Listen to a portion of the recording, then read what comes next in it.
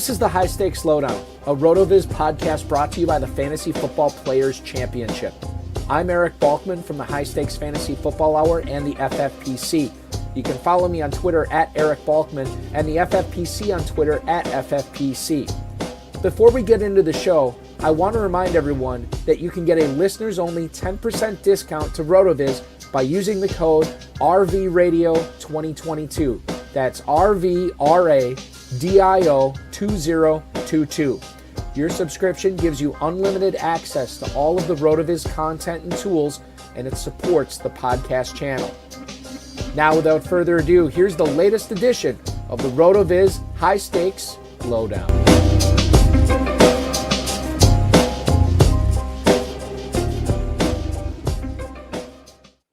Welcome in, everybody, to the latest edition of the RotoViz High-Stakes Lowdown. Welcome to February. This is the first one we're doing in February, and this officially kicks off the 2023 season of the RotoViz High-Stakes Lowdown. So glad to be back. Either season 7 or 8. I get it mixed up. It blurs together at this point now. But so glad that the FFPC has their own show, basically, on RotoViz's podcast channel, which we're very thankful for. Shout out to RotoViz for making that happen. I am Eric Balkman from the High-Stakes Fantasy Football Hour, the Better Sports Network's High-Stakes Fantasy Football Show, and, of course, the Fantasy Football Players Championship. Speaking of the Fantasy Football Players Championship, if you're looking for some action right now, I would highly recommend you get on over to myffpc.com. You can win $25,000 in the 2023 FFPC Never Too Early Best Ball Tournament at just $125 entry fee at myffpc.com. You can also go to myffpc.com and win $5,000 in the 2023 FFPC Never Too Early Superflex Best Ball Tournament as well, again, at myffpc.com for just a $35 entry fee. Both of those tournaments are running now. They're going to go all the way to the start of the NFL draft, and then they're going to stop on April 27th. No kickers, no defenses, follows best ball slim rules, 14-week regular season, single-week elimination playoffs from weeks 15 through 17, and we crown a winner in week 17 of the 2023 season. Drafts are available at a 30-second clock, a 60-second clock, a 2-hour clock, and a 6-hour clock. So you can go to myffpc.com and register for those right now. While you are joining those drafts, scroll through all the Dynasty Orphans that we have open there too. MyFFPC.com is your home for Dynasty Fantasy Football. And we have a ton of great orphan teams at reduced prices right now. MyFFPC.com is where to go to pick up those Dynasty Orphans for 2023 and play fantasy football 365 days a year. And also get on over to DynastyDepot.com too. Sign up with the discount code, promo code, FFPC5. And you'll get 60 days access to DynastyDepot.com, where you can buy orphan teams, sell orphan teams, bid on orphan teams, and move your way up the leaderboard there so you can qualify to win $1 million for free in the 2023 FFPC main event. That's at DynastyDepot.com. Remember to like this video, subscribe to the all the videos we put on this channel, comment on the video, share them with your friends, and get notified as well. It helps us create the best possible and most possible content on this YouTube channel. And, of course, the RotoViz High-Stakes Lowdown is no different. We get the heavy hitters on, and we got one of the heaviest tonight. He is a former guest of this show. He's been on the High-Stakes Fantasy Football Hour before. He came this close to winning $500,000 in the 2022 Footballguys Players Championship. He had to settle for second place and a $150,000 payday. You follow him on Twitter at Querbes1. Please welcome into the show. Welcome back onto the show, Bill Querbes. Bill, welcome in, man. Thanks a lot, Eric. Great to be here. As always, good to chop it up with you and talk some football tonight. Yeah, it's going to be fun. We got the Super Bowl coming up on Sunday, but as I alluded to, I think we've had drafts going on at the FFPC now for probably about 3 weeks or so, including both these tournaments. And I want to get your thoughts on some of the early ADP on that, some of the moving parts that are going on right now. And then, of course, we will put a bow on it by making our Super Bowl predictions and let the listeners know how we think that game is going to turn out on Sunday. But first of all, shout out to you, man. $150K. Runner-up in the Footballguys Players Championship. I know you had more than one team in that, obviously, but how did you get this one nearly to the top? What was it like watching the championship round? And quite frankly, when the championship round began, I think you were outside the top 100. What was it like watching your team ascend up that leaderboard? Yeah, no, it was an amazing end to the year. I mean, I think anyone that hasn't played in like these national contests, when you have a sweat kind of coming down the stretch there, there's really nothing like it, right? And you know, this team in particular was one that I actually had a co-manager, which was my twin brother.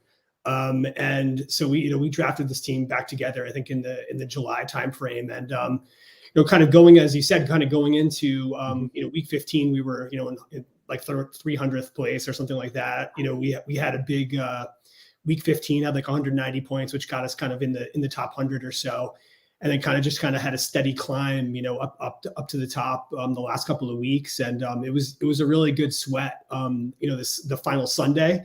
Particularly in the 4 p.m. game, I know there was, a couple of late touchdowns of Mahomes to McKinnon that were huge for us. I think there was 2 touchdowns that they hooked up on in the second half of that game, right, which was huge, kind of vaulting us into second place. And then, of course, the Monday night game, everything that happened with Damar Hamlin, was kind of crazy and unexpected, and everyone was kind of rooting for him, worried about his health, but.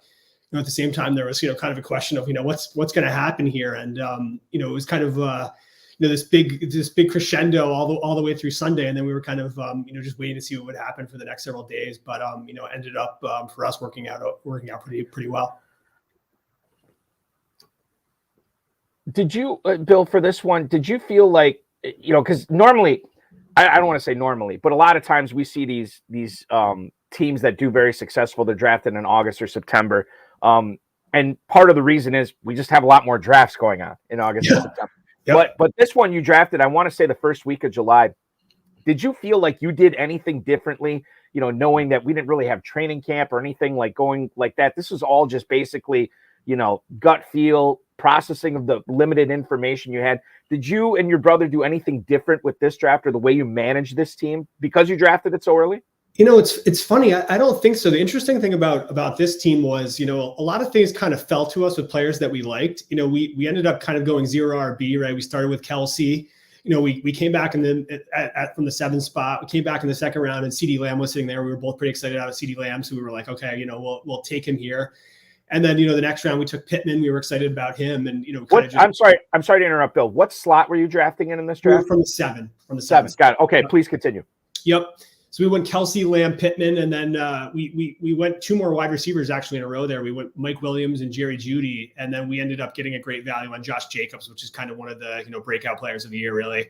And then coming down the 7th at the 7-7, we got Mahomes, which was just really incredible value in terms of where he had been going in a lot of the other drafts that I was in. So things just kind of fell in place there, and it was a pretty strong team most of the year. But, a couple of things had to hit right. We hit on McKinnon in like, the 16th round or something like that. Right. And he was our running back too most of the year. Right. So, some things like that, you just kind of have to have fall into place and kind of get a little bit lucky in some spots too. Right. Right. And totally. And I think if I remember correctly, our Go Bills trio that won that back-to-back FFPC main event, Don Baragni, Nick Costantino, and then Sean Stutzman, I think they had Mahomes, McKinnon, and Kelsey. So I guess the lesson here is keep it simple. Just draft Chiefs all the time, right, Bill? Yeah, go with the best teams, draft the best players, right? I mean, easy game, right? Right, easy game indeed. Yeah.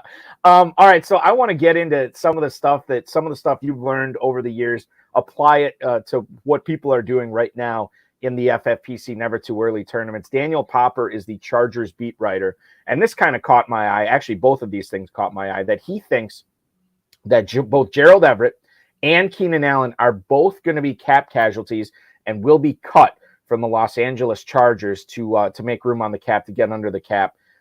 If you are drafting right now, any of the FFPC players watching this right now or listening to it, if you are drafting, how do you handle not only Everett and Allen, knowing that the beat writer for The Athletic thinks they're getting cut, but how do you handle a guy like Josh Palmer or any of the other Charger skill position players right now? I have ADPs here, and while I let you think about that, I should bring that up. So all the ADP data I'm going to reference tonight is from fantasymojo.com. Follow him on Twitter at FantasyMojo. Darren Armani, the godfather of the FFPC Pros versus Joes. He compiles all this data. We always cite him when we cite his data. So right now you're looking at Keenan Allen as wide receiver 22 at the 507. You're looking at Gerald Everett right now as the tight end 16. He's going at the 1107.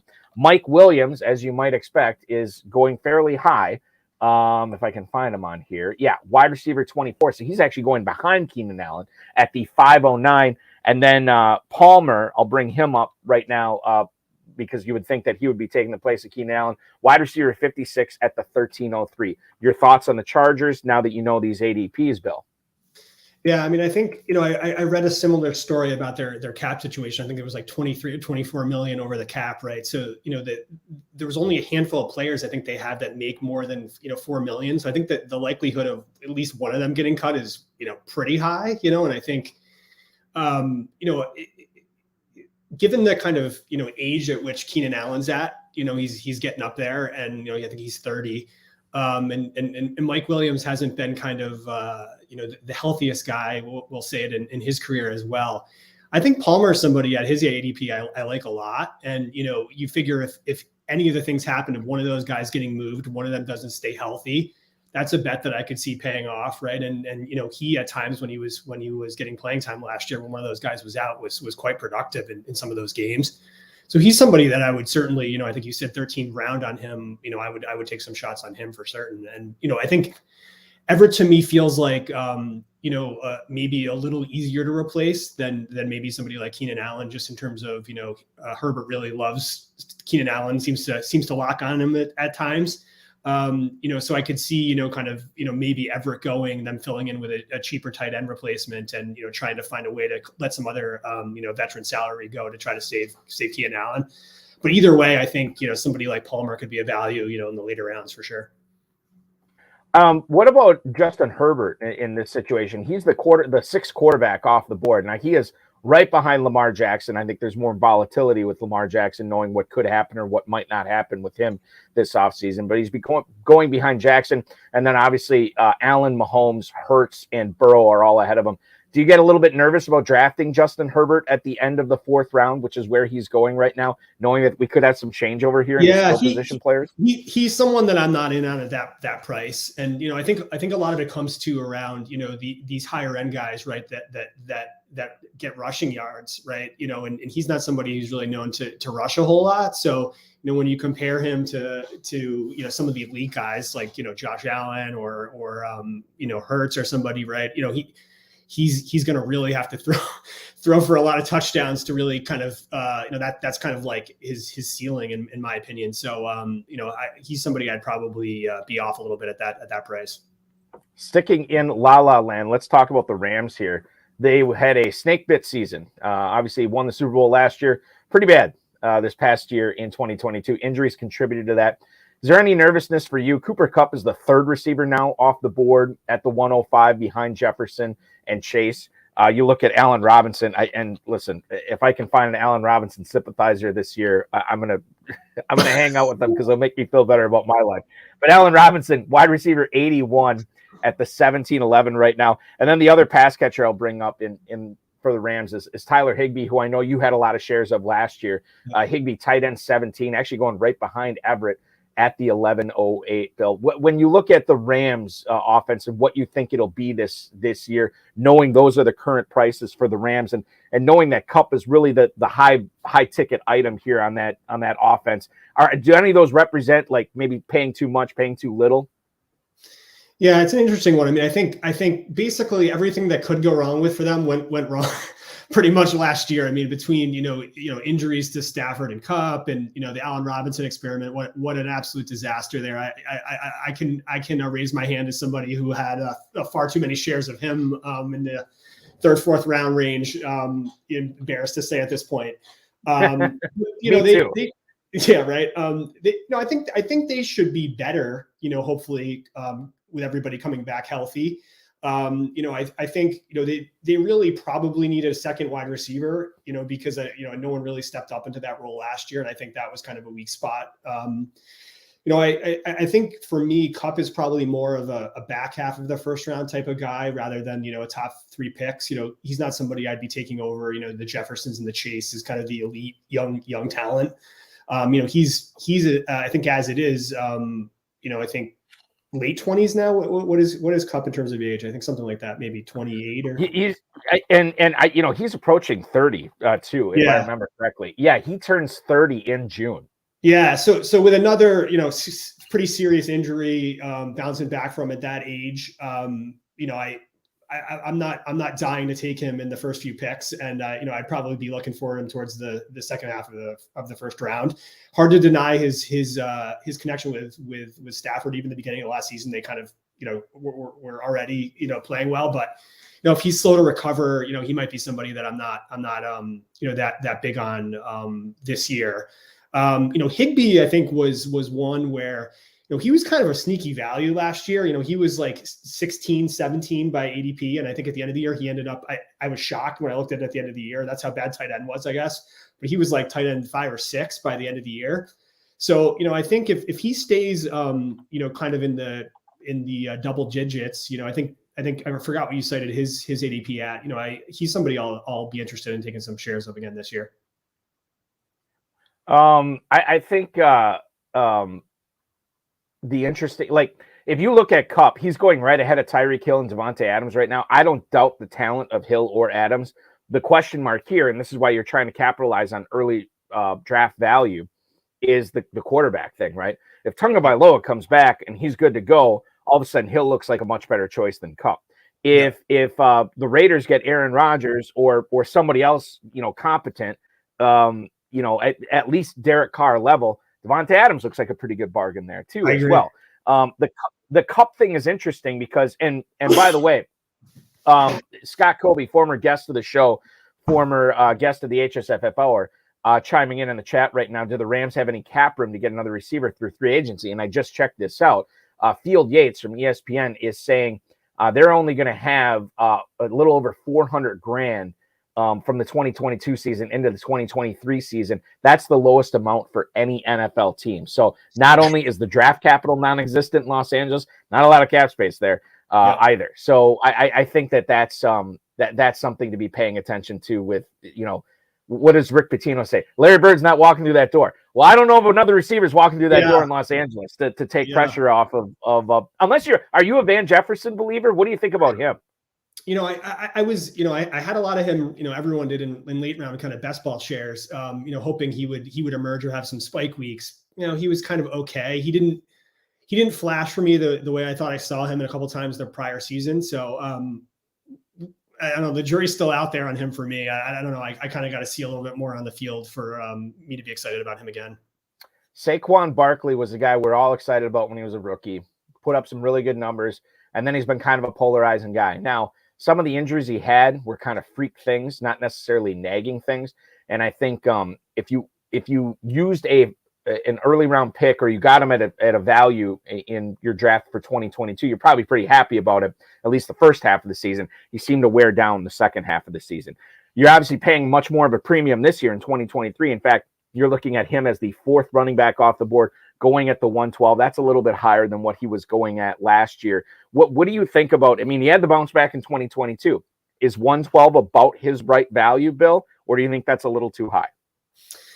Yeah, I could see, as we go forward, right? If he kind of is going into the early part of the second round, I certainly have some interest there. I think the first year with Dayball went well, and given the state of the wide receiver core this year, it can only get better, right? In terms of, they were rolling out, Isaiah Hodgkins and Ricky James, and they did okay, but these are not really starting NFL wide receivers, right? So I think if maybe they, I don't know what their draft situation looks like, but if they were able to draft somebody or pick up a solid free agent wide receiver, maybe trade for someone like T. Higgins, that'd be nice. As a Giant fan, I'd love to see that. And Wan'Dale comes back healthy. You could see them moving the ball a little bit better to the point where there might be more scoring opportunities for Barkley. So, kind of on that account alone, if the offense is improved a little bit, second year under their new head coach and kind of a better overall skill position room, I could see there maybe being chances for more touchdowns than what he kind of experienced, like you said, in the second half of the year when he faded. I think, it's going to be interesting because I think that FFPC, it's a little bit different because you can build your team any which way, but you look at how historically fantasy football drafts have gone. It's like, okay, you get the hero RBs at the front of the first round, then you get these receivers and tight ends filling up the back end. And like right now, like you have Barkley going on at the back end. Bijan Robinson's ADP right now is the 202. You got to believe that dude's ADP is probably going to be sneaking up, especially if he lands in a really good fantasy spot. Yeah. But McCaffrey, Eckler are both going in the first half of the first round. Jonathan Taylor now settling in at the 108, and a ton of receivers still going in the back end of the first round as well. And this ADP will shift. It will change. We're not to free agency yet. We're not to the NFL draft yet. But obviously, this is how the sickos and the degenerates who are drafting right now, and I use that term in jest, obviously, of course, that are drafting right now, this is how they see it. Now, I feel like every single time I've had a guest on over the last 4 or 5 months, Bill, I've asked about Denver, and you are no different here. Right? You're going to get the Denver question. The difference is now we know Sean Payton is going to be in charge of that team there going forward. If he revitalizes Russell Wilson in Denver, number one, do you think he's going to? And number two, let's say Russell Wilson has a bounce back. Is Cortland Sutton going to be the biggest beneficiary of that? Or are you more of a Judy guy? I know you took Judy on this $150,000 team last year, but how do you see this shaking out in 2023 for Peyton, Wilson, Sutton, and Judy? Yeah, no, it's funny that you mentioned this because it might be a little too early to talk about Russ because I'm still licking my wounds from last season around my Russ Wilson exposure, which was really kind of probably my highest owned quarterback, which was a pretty painful year for him. And I was also pretty in on Sutton, in some cases, maybe reaching a little bit too much for him in the third round in some drafts last year. It was funny because when they signed Peyton, I kind of went back and was curious. I looked back in his years in New Orleans, the 15 years or so he was there, and kind of some of the wide receiver seasons that he had, and kind of what were the kind of wide receiver one talent he had on his team, and he had, I think, those 3 great years with Michael Thomas, right, where he had 100 catches, kind of 3 years in a row, kind of 2017 to 2019. He had 3 really good seasons. Or 3 or 4 actually pretty good seasons with Joe Horn, and then a few good seasons with Marquise Colston as well. Yeah. And, kind of looking at that, kind of made me feel like he can kind of support most of the years he was there. He supported, a pretty strong, wide receiver one, type season from somebody. I think the piece that, as I thought about it a little bit more, the big missing piece here is that was with Drew Brees. Right. And so, in terms of the quality of, the passing game around Drew Brees versus, Russell Wilson today, I think I'd probably take Drew Brees in his prime, over Russ Wilson today.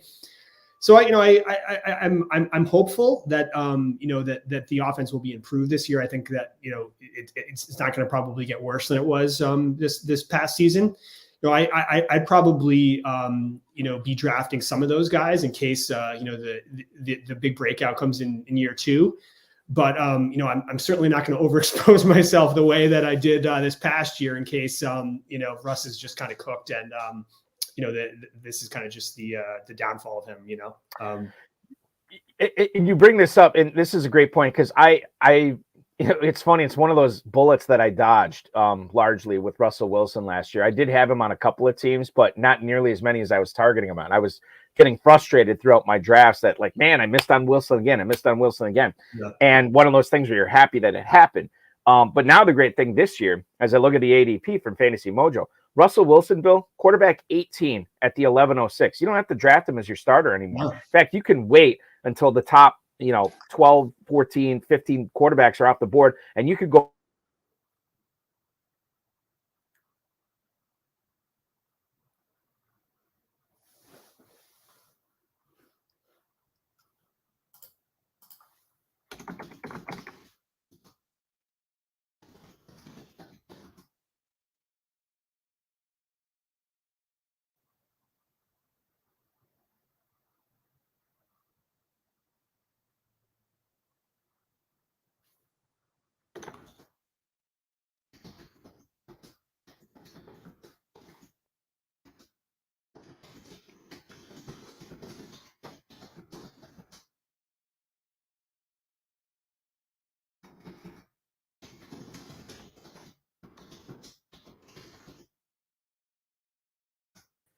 I think I'm back right now. You got me? Got you. Okay. Thank God. Sorry, I don't know where that was going.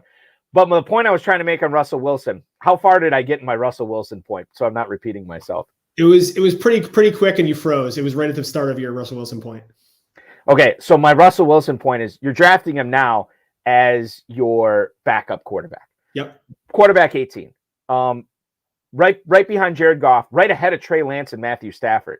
So this is a guy that you can get in the 11th round. You can wait on quarterback and you'll be just fine there with Wilson. Now, as far as the other guys go, Cortland Sutton right now, ADP, wide receiver 36 at the 7-12. That's ahead of Treylon Burks and Jameson Williams. I think I might like Burks and Williams better there than Sutton. But he's going behind Pickens and Deontay Johnson as well.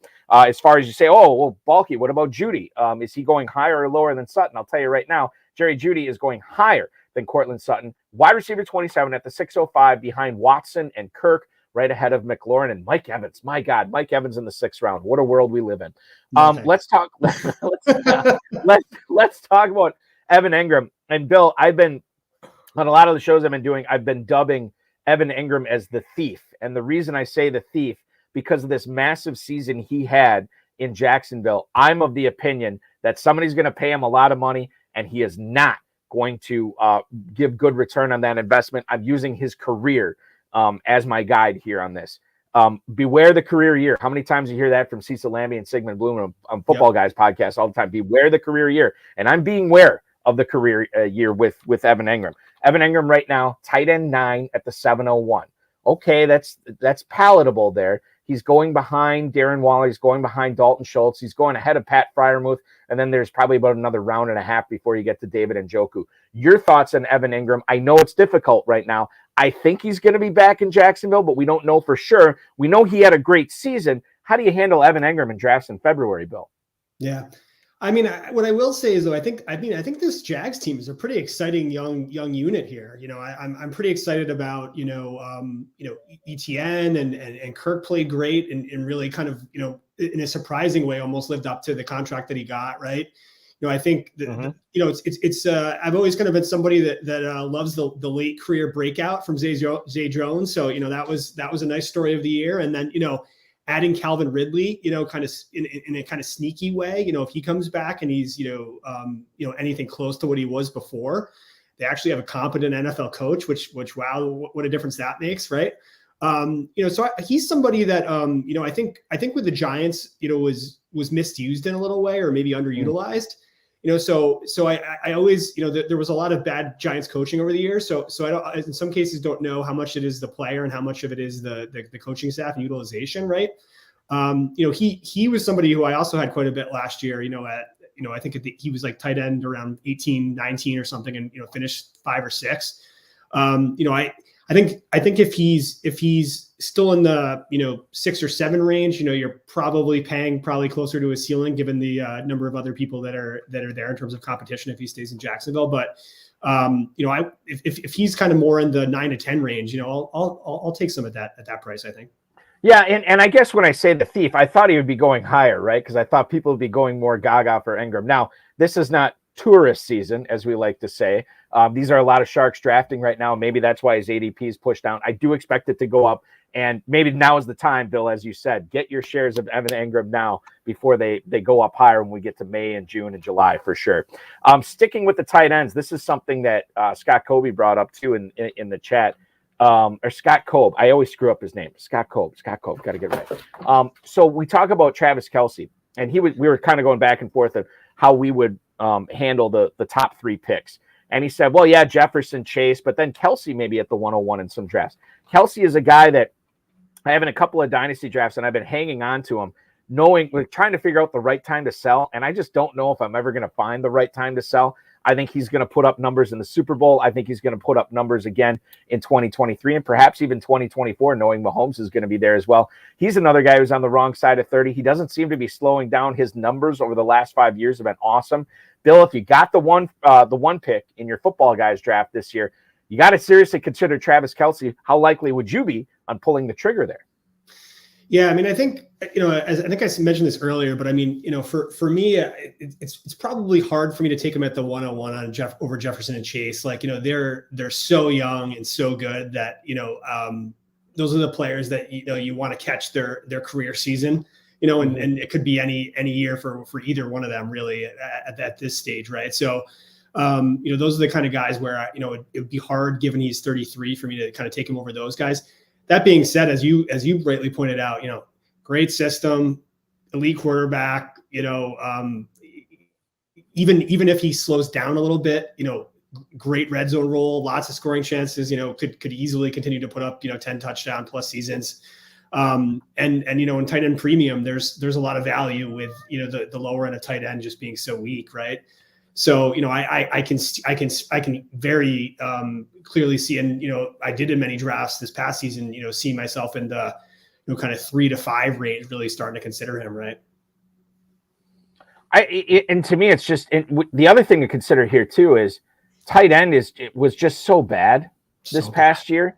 And if you get a guy like Kelce, I mean, my God, that is such an advantage for whoever you're playing week to week. Like you're going to have even Mark Andrews or George Kittle or I don't know what's going to happen with Kyle Pitts, but any of those guys too, TJ Hawkinson. Like I'd rather have Kelce, and we will see Kelce go at the 101 in several football guys and FFPC main event drafts. And the question is, are you strong enough to take him over a guy like Jefferson, over a guy like Chase, what have you?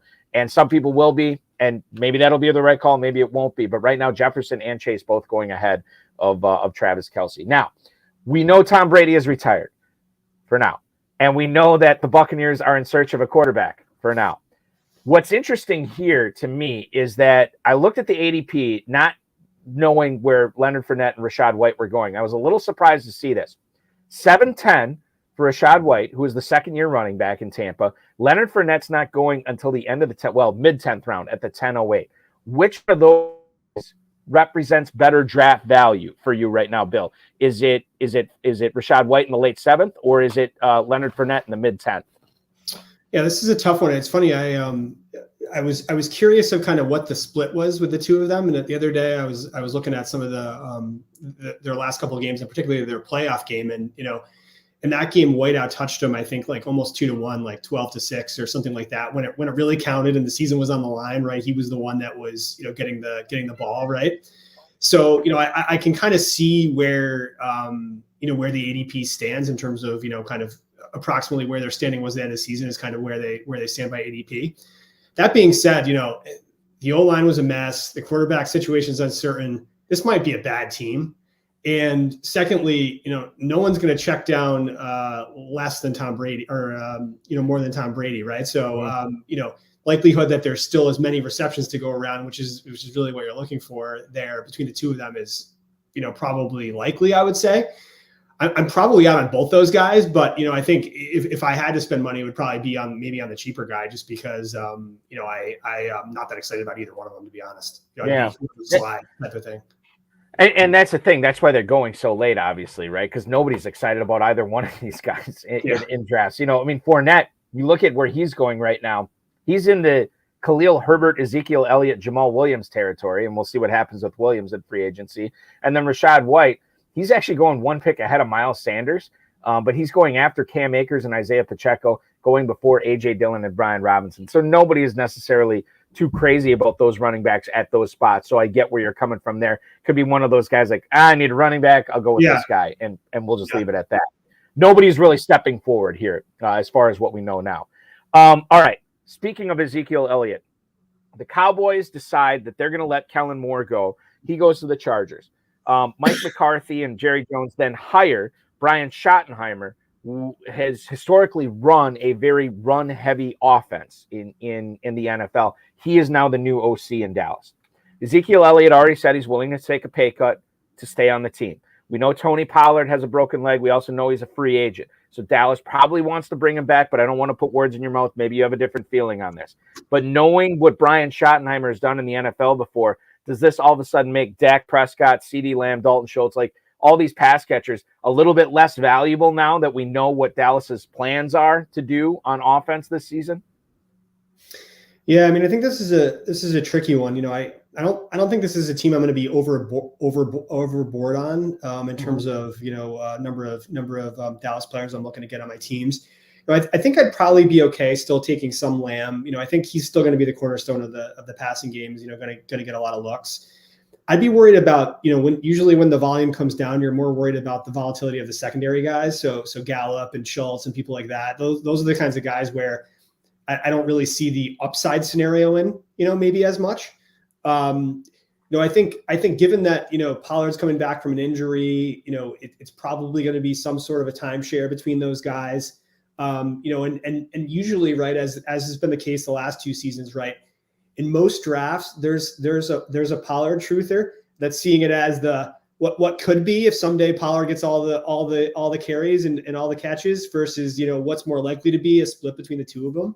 So I kind of fear that we may be kind of in a deja vu situation with that, where somebody's willing to take them higher than I'm probably willing to take them, right? Yeah. I think the Cowboys are going to be one of those teams. Like for my dynasty teams, I'm not necessarily, oh God, I got to get rid of Lamb or Prescott or any of those guys. But for redraft purposes, when I start that, and I guess technically I already have. I know I have a Kentucky draft on Sunday morning, on Super Bowl Sunday morning. So I'll be looking at, Cowboys there, but I won't be targeting them. If they fall to me and I get good value, or what I deem as good value, then maybe I'll just like, okay.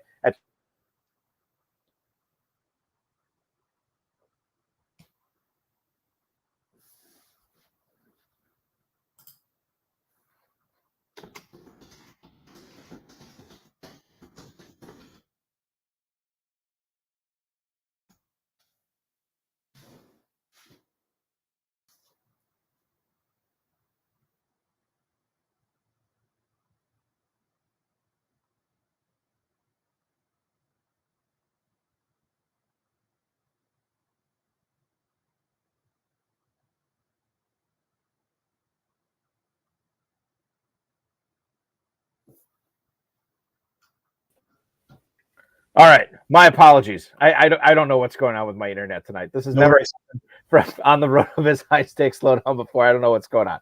But I'll just say this. Cowboys offensive guys, I do like them. I think they're talented. And I like Lamb, Schultz, obviously Prescott at the right spot. I won't be targeting them in my Kentucky draft on Sunday, but if they fall to me, okay, then I'll take a chance on them there. Before I have any more internet issues, let's wrap this up, Bill. 2 final questions here. Number 1, let's talk about the Super Bowl. Now, as far as predictions go, I read this great article on Deadspin today that Carl Sheffers and his crew, well, not his crew, but Carl Sheffers is going to be the referee for the Super Bowl. He calls a ton of penalties. Historically, he's always been one of the highest penalty callers in the game. He's refereed 12 playoff games, I believe, in the last 10 years. 11 of them have been under. And when they hit under, they're hitting the under by an average of 13 points, which to me is absolutely massive, okay? He called 2 Chiefs games this year. 21 penalties he called on the Chiefs in those 2 games, and he called well over 200 yards in penalties. That represented about 21% of all the Chiefs penalties and all the Chiefs yardage this year. Wow. In those 2 games, which is crazy to me. Philly, he called one of their games, called the Giants for 8 penalties. It was the divisional playoff game. Called the Giants for 8 penalties, Philly for just 4. So obviously, I'm not loving up on Kansas City in the Super Bowl. I think it's Philadelphia, and I think that they win it. I think the under hits on this. So I'm going to say 24-16, lower scoring game in this game. I think Philly gets it done 24-16. How do you see the Super Bowl game going on Sunday, Bill? Yeah, I see it a little similarly. I think there's going to be some scoring. Personally, I think the Philly D is actually pretty solid, and really, the offensive side of the ball. I mean, they're explosive, right? And I think it's one of those things where you see a team with 3 really good offensive talents, in terms of Devonta Smith and AJ Brown and go to air, right? That's tough to stop. And at times, I think, Cincinnati's or Kansas City secondary has gotten exposed. So, I think this is an Eagles win. And, quite frankly, just that Mahomes made it there with a balky ankle and, a bunch of injured wide receivers, this would really be put him in the history books if he was able to pull this one off. So I agree with you. I think it's going to be the Eagles. I say something like 31-24 or something like that. I had Nelson Verbit on the High Stakes Fantasy Football Show on BSN last week, and he said kind of the same thing. He thinks the Eagles win, and he doesn't think it's particularly close. I think he had the Eagles winning by 17, something like that. So Much props to Patrick Mahomes, much props to Travis Kelce and everything that Kansas City's done this year, Andy Reid as well. But I think what I told Nelson last week, and I kind of am still of the belief of this, I think this is where the lack of Tyreek Hill really hurts him in this game. I just, Bradbury and Slay are so good that Smith-Schuster, MVS, Tony, even if he plays, this is where you come up short in the wide receiver game. I think Kelsey's going to have a big Super Bowl. I don't think it's going to be enough. So we're both saying Eagles. One final question from the chat. Scott Coe wants to know, who is the running back, Bill Querbes, that you are going to be heavy on this draft season? Is it too early to say that you're really loving one running back? I mean, I know we got a rough ADP right now going, but is there any running back that you think you're going to be super heavy on in 2023? Yeah, it's a little early for me in terms of my 2023 draft prep. I try to take a little time off in the February, March after going so hard. You got to decompress. It's funny, but I've been kind of looking at, some of these kind of, call them aging veterans that no one wants that are sliding into the, fifth, sixth in terms of, Aaron Jones, Dalvin Cook, Alvin Kamara. And I think one of those guys, in the same way that somebody like Josh Jacobs was a big hit this year, kind of the guys that no one really wants, that you go wide receiver, tight end heavy. I think there's going to be somebody in that range that's going to be, a big piece of championships this year. So I might be on someone like that in those rounds that fall too far. He's not a veteran, but he is coming off a torn ACL. We talked about the Broncos, but we didn't talk about Javonte Williams. He is going at the 501, one pick after Aaron Jones. Do you have any feelings on Javonte Williams? He tore his ACL early in the season. I know it takes one full year to really fully regain your mobility in that knee. So really this year we should kind of be, not overestimating his output. But man, Javonte Williams, guy who's going in the second round last year, going in the fifth round this year. Does that strike you as? I would probably, too high? Yeah, he'd be somebody I'd probably temper expectations on early going into the season. But I agree with you that, if that team is improved and Payton does a good job and then coming on the second half of the season through the playoff run, I could see him coming on, right?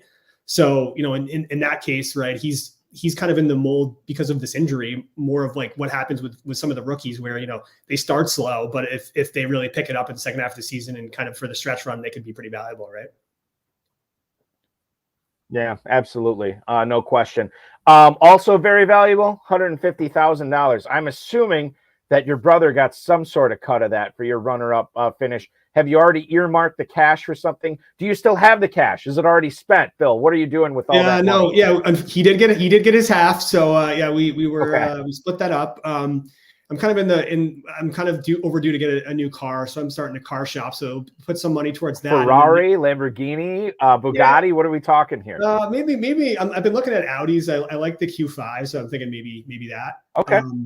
And then the other thing is my brother and I have been talking for years about coming to Vegas, and we always have done online drafts. And, so this might be the year that, we kind of said after this big win, we got to go out to Vegas. We've interacted, played FFPC for years, interacted with tons of people on Twitter, been in many leagues, but we've never made it out there live. So this may be the year. So I hope if we make it out there, we got to have a beer together or something. We will. Absolutely. We will. I'm trying to last year was my busiest week ever out there for Vegas. We did, Better Sports Network was just starting, and I ended up doing 11 hours of radio with them out there. So I was totally slammed with facilitating live drafts, doing online stuff. We had football guys and main events going up on Sunday morning out there. So I was totally slammed. I'm trying to dial that back a little bit this year so I can spend more time with the players that I only really get to see once a year, yourself included. So we will have a beer. We'll probably have more than one. Nice. As well, if I see you out there. We can't let those Bills guys win again. So we can't allow a three-peat on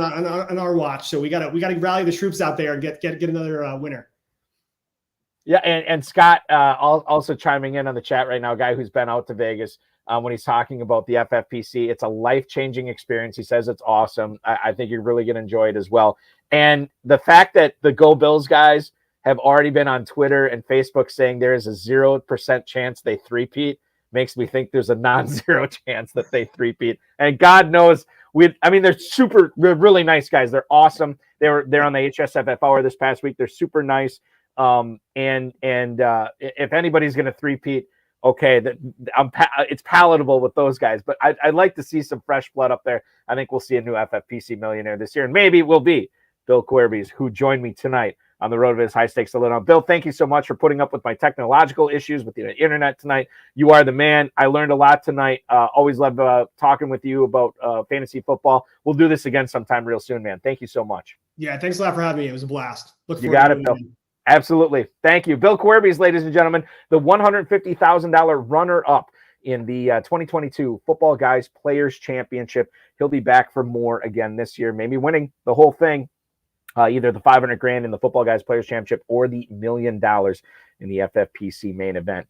That will do it for the February edition of the RotoViz High-Stakes Lowdown. We will be back coming up in March. So what we're doing right now is we'll be going live the first Tuesday of every night, or first Tuesday night of every month here until we hit September when we're back in season again.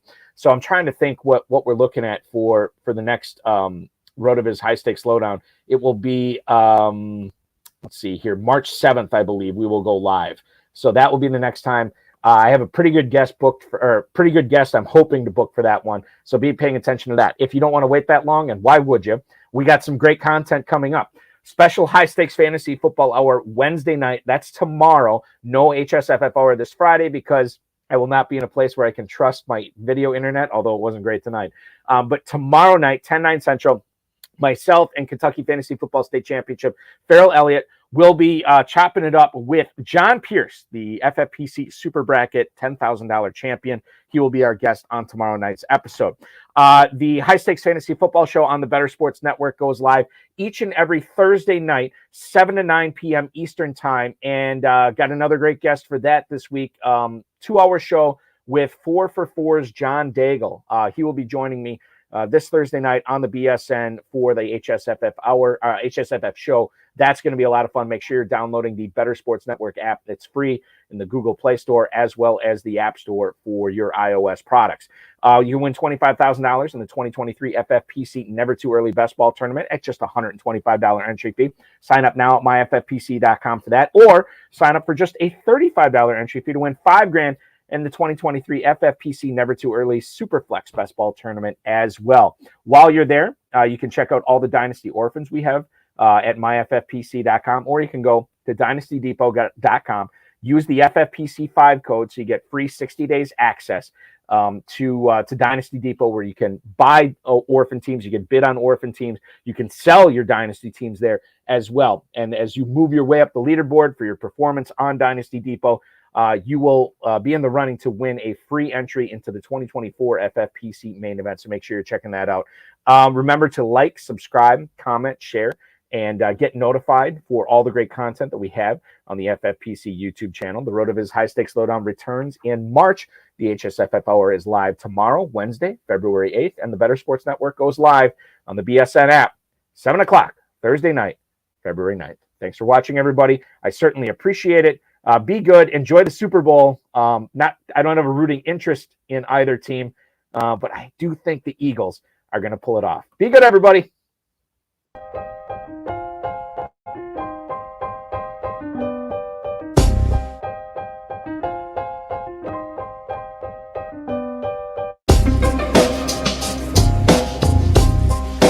Thank you for listening to the High Stakes Lowdown, a RotoViz podcast brought to you by the Fantasy Football Players Championship.